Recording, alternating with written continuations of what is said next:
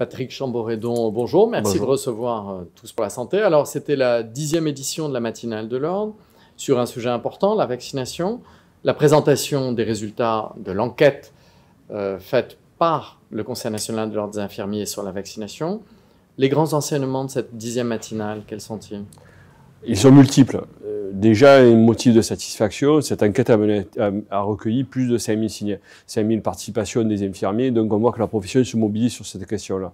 On l'avait déjà vu dans le livre blanc, on le reconfirme là sur cette enquête, c'est quelque chose de très satisfaisant. Sur le sujet de la vaccination, c'est un vrai sujet de santé publique, on voit que les infirmiers s'en emparent.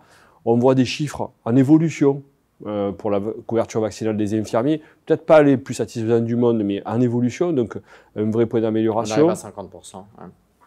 Et on pense qu'on pourrait en avoir plus parce que est-ce que tout est comptabilisé, la vaccination entre pairs, est-ce que les services de santé remontent les statistiques, est-ce que les infirmiers envoient forcément le bon alors que c'est un acte gratuit à la caisse. Là, c'est déclaratif. Donc les 50%, ça, c'est eux qui le disent. Donc exactement. On doit être assez pertinent. Voilà. Donc une enquête réalisée qui a bien fonctionné, une volonté d'évoluer de la part des infirmiers qui est marquée, une idée peut-être de retravailler la formation initiale et la formation continue, et puis ce qu'on pousse de plus en plus pour l'ordre, une extension des compétences vaccinales pour les infirmiers, mais pas que pour la grippe, pour l'ensemble des valences. Et là, on voit la présidente du CTV qui nous dit c'est quelque chose qui est dans les tuyaux, un avis qui va être rendu, et dans d'autres pays du monde, ça se fait déjà. Donc, il n'y a pas d'objection majeure à une évolution de ce rôle-là. Et donc, vraiment quelque chose de très cohérent et de très porteur pour notre profession qui va nous permettre de jouer encore un plus grand rôle dans la santé publique et dans la prévention, puisque finalement, pour éviter les problématiques qu'on a évoquées sur les urgences, pour éviter les problématiques de non-vaccination des professionnels, finalement, les responsabiliser plus et peut-être le bon levier et surtout ne pas contraindre. Donc, je pense que c'est vraiment une matinale très satisfaisante, des résultats de l'enquête vraiment très satisfaisant, où on montre que les infirmiers sont des acteurs, qu'ils font du bien pour leurs patients, que c'est très déontologique. Et puis, une question qui a été évoquée, c'est la recertification du professionnel de santé. Est-ce que, finalement, la vaccination ne devrait pas être un des critères de recertification du professionnel? Ça, l'avenir nous le dira. La vaccination du professionnel lui-même. Exactement. Parce qu'on a clairement montré qu'un professionnel non vacciné va moins vacciner. Exactement, c'est logique. Si on n'y croit pas soi-même, comment peut-on à la fois lutter contre l'hésitation vaccinale, avoir un discours scientifique cohérent et finalement se vacciner soi-même et vacciner ses patients?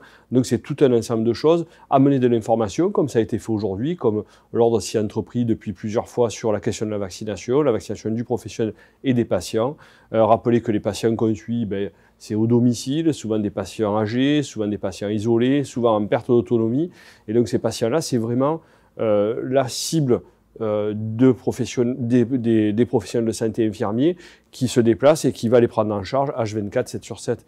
Donc on voit bien que les marges de progression sont là et que donc les infirmiers doivent être cohérents sur la prise en charge qu'ils peuvent apporter à ces patients-là. Donc vous venez de dire 50% de couverture vaccinale contre la grippe, c'est pas suffisant, c'est mieux, c'est pas suffisant. On s'aperçoit dans l'enquête qu'une des grandes causes pour lesquelles ceux qui ne se vaccinent pas, qu'ils rapportent, est le fait qu'ils utilisent des alternatives à la vaccination contre la grippe, en parlant notamment de l'homéopathie. Ils sont plus de 40% à l'année. Vous en pensez quoi? Alors l'homéopathie, je vois que la ministre a décidé de dérembourser.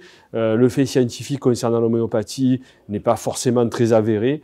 Donc, dont acte, moi, j'ai pas d'opinion scientifique là-dessus, je m'en range à ce qu'ils disent. Ceux qui prennent de l'homéopathie ne sont pas vaccinés. Mais peut-être. Ils ne sont pas protégés, c'est ce que ça veut dire. C'est ce qui est dit dans les enquêtes internationales, que l'homéopathie est sujet à caution concernant une réelle efficacité. Mais ce qui est quand même démontré à contrario, c'est le fait scientifique. La vaccination est le moins coûteux et le plus efficace de tous les moyens de santé publique, de prévention de pathologies très connues sur lesquelles on a une vraie action.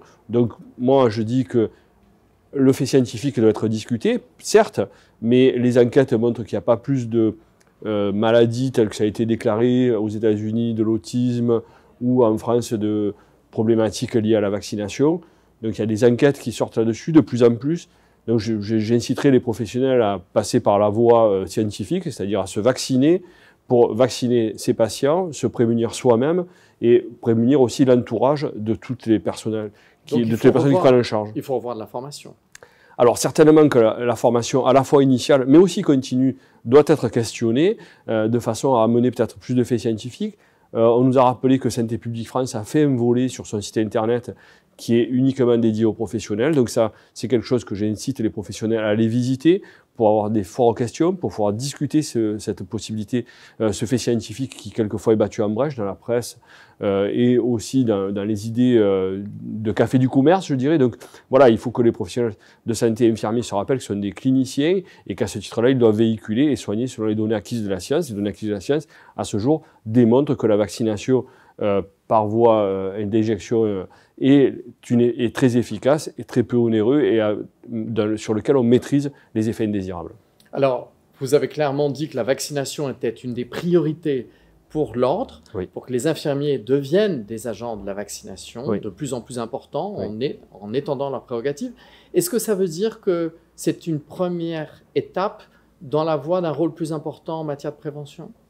Moi, je pense qu'effectivement, il faut qu'on se recentre sur une politique de santé publique. Une bonne politique de santé publique passe forcément par de la prévention. Parce que c'est très peu coûteux, ça prévient beaucoup de pathologies et ça évite des hospitalisations, donc c'est plus rationnel financièrement. Mais au-delà de ça, ça permet une qualité de vie en bonne santé, à domicile, meilleure. Ça évite la propagation de pathologies qui avaient disparu. Donc on voit très bien que c'est quelque chose de très incitatif.